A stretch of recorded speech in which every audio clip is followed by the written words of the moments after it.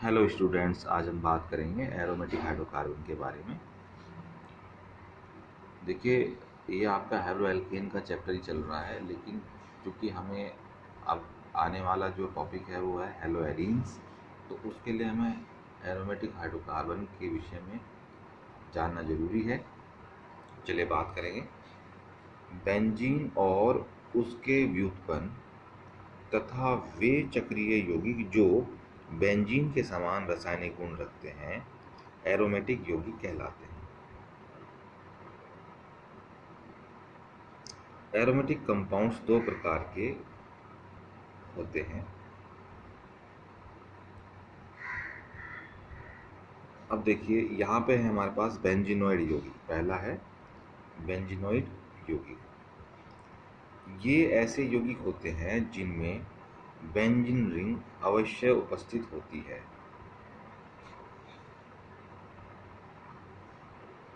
अब हमने देखिए यहाँ पे ये बताया, पहले तो ये फिर से देख लीजिए कि बेंजीन और उसके व्युत्पन्न तथा वे चक्रीय यौगिक जो बेंजीन के समान रासायनिक गुण रखते हैं एरोमेटिक यौगिक कहलाते हैं। पहले तो आपको ये पता होना चाहिए कि एरोमेटिक यौगिक क्या होते हैं, ठीक है। और फिर एरोमेटिक यौगिकों को हमने दो भागों में बांट दिया, या दो प्रकार के होते हैं। पहला है बेंजीनोइड यौगिक, ठीक है। ये क्या है? देखिए, ये ऐसे यौगिक होते हैं जिनमें बेंजीन रिंग अवश्य उपस्थित होती है। ये देखिए, ये बेंजीन रिंग है, देख लीजिए इसको आप ध्यान से। अब इसके एग्जाम्पल हैं bromobenzene, aniline, phenol, carboxylic acid, naphthalene, anthracene, phenanthrene, naphthol, ठीक है जी। ये सब हमारे पास बेंजीनोइड यौगिक हैं, क्योंकि इन सब के अंदर बेंजीन मिलेगी आपको। और भी बहुत सारे हो सकते हैं, एटसेट्रा। चलिए आगे बढ़ेंगे। नॉन बेंजीनोइड एरोमेटिक यौगिक। ऐसे एरोमेटिक यौगिक जो चक्रीय होते हैं परंतु इनमें बेंजीन रिंग नहीं होती। यहाँ पे कहने का तात्पर्य यह है कि एरोमेटिक कैटेगरी के तो हैं ये, यानी कि इनके जो लक्षण हैं, इनके जो गुण हैं, वो सब के सब एरोमेटिक हैं, लेकिन इनके अंदर बेंजीन रिंग नहीं होती है। इसलिए हमने इनको बोल दिया नॉन बेंजीनोइड एरोमेटिक यौगिक। एग्जाम्पल देख लीजिए, पिरिडीन,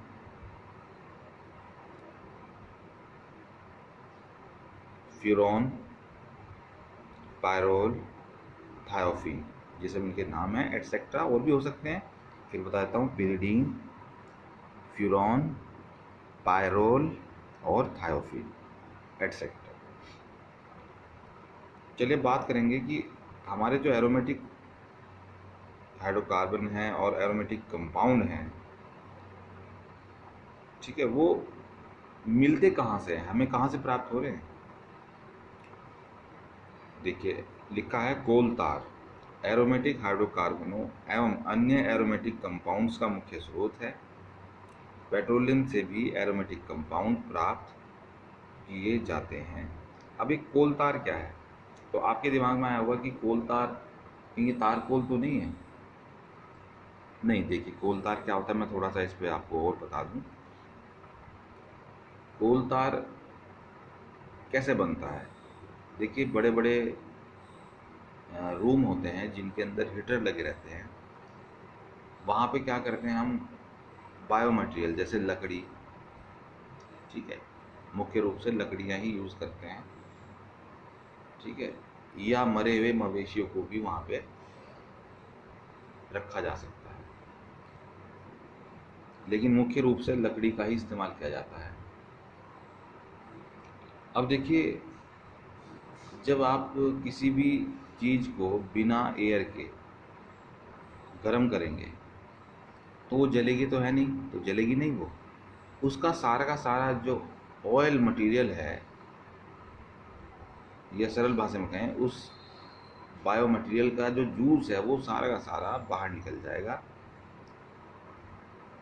गर्म होके बाहर आ जाएगा, ठीक है। तो जो कोल तार है वो क्या है, जैसे आपने एक कमरे में लकड़ियाँ ली और वहाँ पे जो है 1000 डिग्री सेल्सियस तापमान कर दिया, लेकिन उस कमरे में से आपने सारी की सारी एयर जो है हटा दी, यानी कि वहाँ पे वैक्यूम क्रिएट कर दिया, निर्वात उत्पन्न कर दिया। अब जो आपको प्राप्त होगा, जो ऑयल प्राप्त हो रहा है, उसको क्या बोल रहे हैं? कोल तार। अब कोल तार में से जब आप सब कुछ निकाल लेंगे, इसके बाद जो बचता है उसको बोलते हैं टार।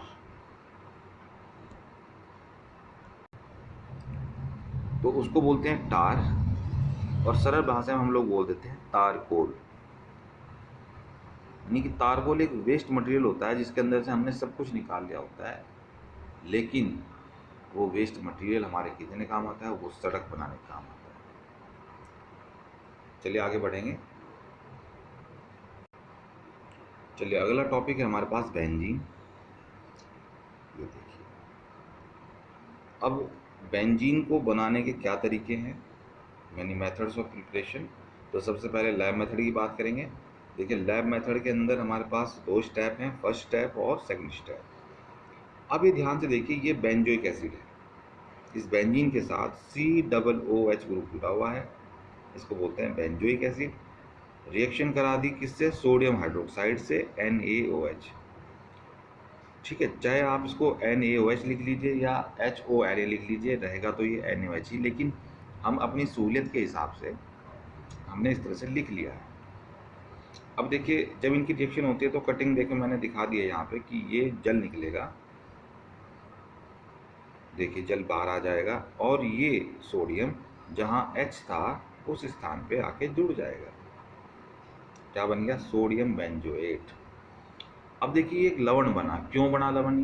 क्योंकि ये अम्ल है और ये बेस है, यानी कि ये एसिड है, ये बेस है,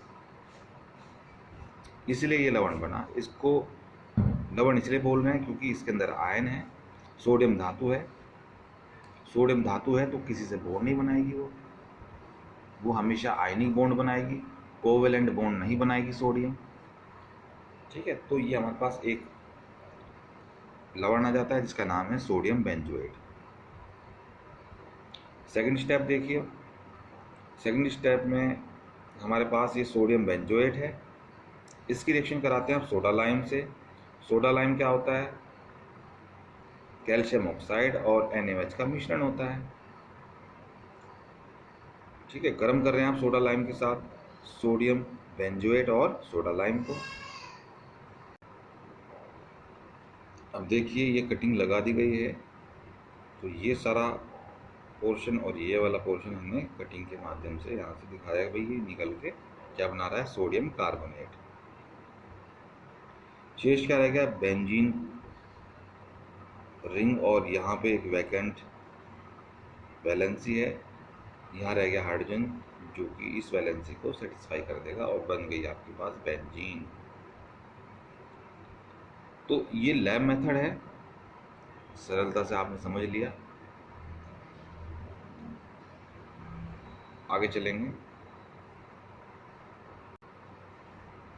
देखिए यह अभिक्रिया कार्बोक्सिलिक अम्ल का विकार्बोक्सिलीकरण कहलाती है।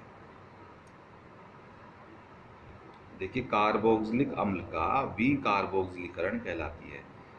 भाई कार्बोक्सिलिक अम्ल को आपने नष्ट कर दिया पूर्ण रूप से, यानी कि आपने जो बेंजीन के ऊपर COOH ग्रुप था, ठीक है नहीं, जो कार्बोक्सिलिक ग्रुप था उसको आपने खत्म कर दिया, इसलिए ये रिएक्शन क्या कहलाई? विकार्बोक्सिलीकरण कहलाई। ठीक है नहीं, ये बात ध्यान रहेगी, अगर बोर्ड में आ जाए विकार्बोक्सिलीकरण क्या है तो आप इस रिएक्शन को उठा के दे सकते हैं। यानी कि जब हम ये कह रहे हैं भाई हमारे पास शुरू में बेंजोइक एसिड था, वहाँ पे कार्बोक्सिलिक ग्रुप था, और हमने उस कार्बोक्सिलिक ग्रुप को पूर्ण रूप से हटा दिया, उसे समाप्त कर दिया, इसलिए हमने क्या बोल दिया? विकार्बोक्सिलीकरण। तो इसलिए हमने बोला यह अभिक्रिया कार्बोक्सिलिक अम्ल का विकार्बोक्सिलीकरण कहलाती है। चलिए अन्य मेथड्स की बात करेंगे। ये देखिए फिनोल है हमारे पास, फिनोल की रिएक्शन जिंक से करा दी, आसवन कराया। अब देखिए जिंक क्या करेगा? इस ऑक्सीजन से रिएक्शन करके जिंक ऑक्साइड बना रहा है, और ये जो हाइड्रोजन है इस वैलेंसी को यानी कि बेंजीन के साथ अटैच हो जाएगा। ये वाला हाइड्रोजन देखिए बन गई बेंजीन आपके पास। आगे देखिए हमारे पास अगला मेथड है बेंजीन सल्फोनिक अम्ल से। ये देखिए ये बेंजीन सल्फोनिक अम्ल है। रिएक्शन जो है जल से हो रही है, यानी कि हम यहाँ पे क्या कर रहे हैं, जल अपघटन करा रहे हैं। तो जल से रिएक्शन दिखाएंगे। देखिए कटिंग लगा दी गई है,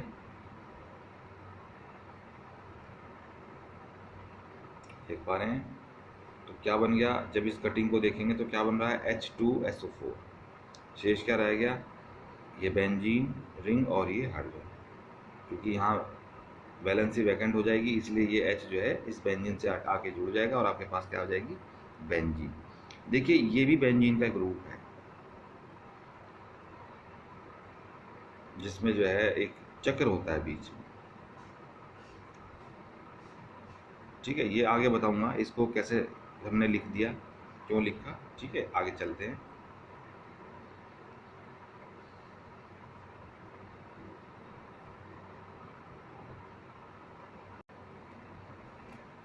देखिए अगला मेथड है हमारे पास क्लोरोबेंजीन से। ये देखिए क्लोरोबेंजीन है और इसकी रिएक्शन आप करा रहे हैं निकिल एल्युमिनियम, एक उत्प्रेरक है, साथ में NaOH है। ये देखिए ये जो हमारा उत्प्रेरक है NaOH है, ये एक तरह से इसका अपचयन करेगा। ठीक है, इस रिएक्शन को चलाएगा। ये देखिए चाहे तो इसको आप जो है एक अपचायक भी बोल सकते हैं कि हमारे पास जो निकिल एल्युमिनियम और NaOH का कॉम्बिनेशन है ये अपचायक है। ठीक है, देखो लिख भी दिया हमने, रिडक्शन होगा यहाँ पे, और ये कॉम्बिनेशन मिलके दो नवजात हाइड्रोजन को उत्पन्न करेगा। अब देखिए एक हाइड्रोजन तो इस Cl के साथ मिलके HCl बना रहा है और दूसरा H जहाँ से Cl हटा वहाँ पे अटैच हो जाएगा, जुड़ जाएगा। देखिए बन गई बेंजीन। नेक्स्ट देखिए चौथी एक मेथड है हमारे पास बेंजीन डाईएजोनियम क्लोराइड से। जैसे आप देख पा रहे हैं इसको बोलेंगे benzene diazonium chloride, benzene diazonium chloride. ये देख लीजिए ध्यान से, कंपाउंड सोडियम स्टेनाइट प्लस NaOH, ये भी जो है अपने आप में एक अपचायक है और अपचयन कराएगा इस कंपाउंड का। ठीक है, अब देखिए मैंने साथ में क्या बना, मैंने बाय प्रोडक्ट यहाँ नहीं लिखे, बस मैंने ये दिखा दिया कि जब आप बेंजीन डाईएजोनियम क्लोराइड का अपचयन कराएंगे सोडियम स्टेनाइट से, साथ में NaOH होगा, तो हमारे पास बेंजीन हमें प्राप्त हो जाएगी। ठीक है भाई, चलिए आगे चलेंगे। फिजिकल प्रॉपर्टीज, भौतिक गुण।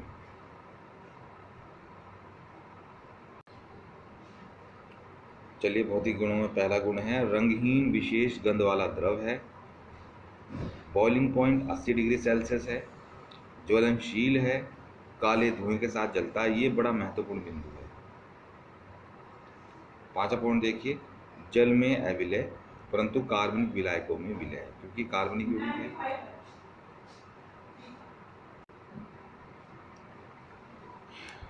और छठा पॉइंट है डायपोल मूवमेंट शून्य है। चलिए बात करेंगे केमिकल प्रॉपर्टीज की, यानी कि रासायनिक गुणों की। बेंजीन एक स्थायी यौगिक है, यह एल्कीनों के समान व्यवहार नहीं करती है।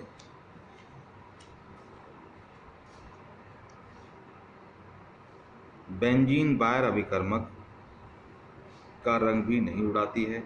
अतः यह कह सकते